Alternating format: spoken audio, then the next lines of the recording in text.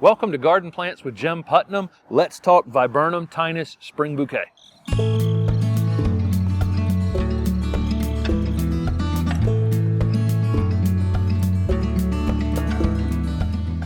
Spring Bouquet Viburnum has always been one of my favorite evergreen shrubs. It's a little bit touchy here in Zone 7, and I'll talk more about that later in the video.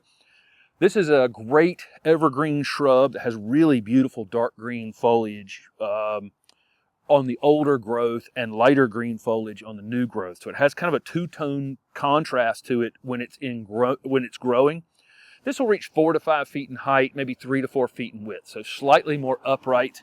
And you can see that in the 3 that are growing here that we planted on this landscape job a few months back. You can see it's definitely trying to go more vertical than wide. Spring Bouquet Viburnum is one of those evergreen shrubs that really doesn't need to flower to be an impressive ornamental plant, but it does flower. In the fall, it'll set buds. We're in right at the 1st of December now when we're filming this, and you can see the flower buds formed on them. They'll carry these through the winter. As the soil temperature warms up on the other side of winter, they'll start to open up.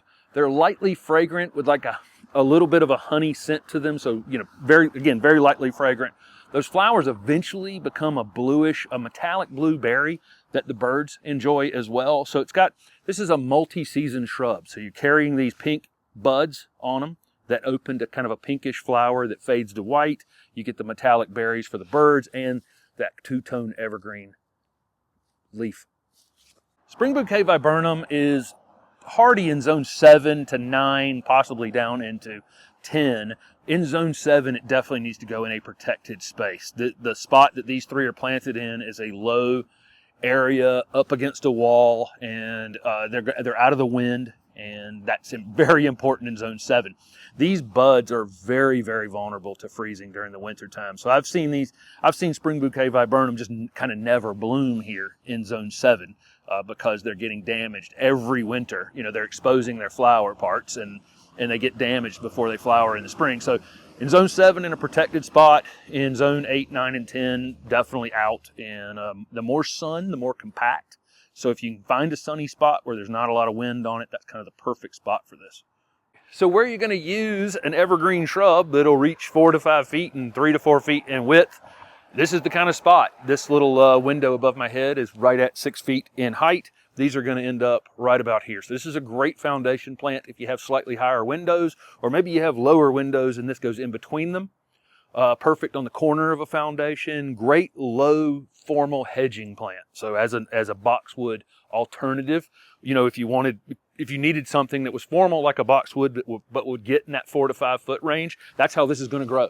A very, very formal shape to it without having to do a lot of pruning on it. So that's also a great use for it. Probably not a great container choice if the pot's going to freeze solid. This is a plant that I really had to winter protect quite a bit in the nursery to get those flower buds through the winter. And, the roots don't like to be frozen either.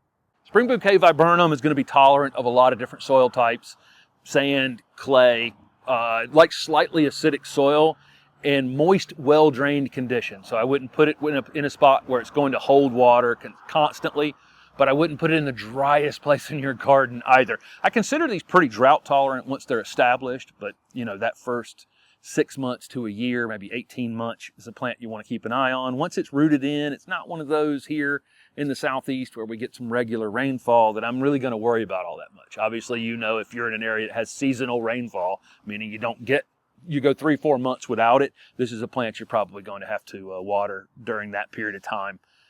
These can be fertilized in the late winter with some sort of slow release fertilizer. Organic fertilizer is what I use. I wouldn't push them any other time of the year. So sometime about the time they're in peak flower there in the late winter, or as the flowers are fading, that's about the time I would fertilize them. They don't really need any pruning. I mean, this thing's growing very, very full on its own. But if you did prune them, you could prune them after they flower. In the spring would probably be the ideal time. Keep in mind you'd be removing any of the berries that you were going to get or fruit that you were going to get later in the season. These are considered very disease, insect resistant, deer resistant, rabbit resistant, all those kinds of things that you'd want in an ornamental plant in your landscape. So just a really kind of perfect formal looking 4 to 5 foot round ball that, as long as it's in kind of moist, well-drained conditions, you can kind of plant it and forget about it other than getting it established, watering it in. So thank you guys for watching. This is Viburnum tinus Spring Bouquet.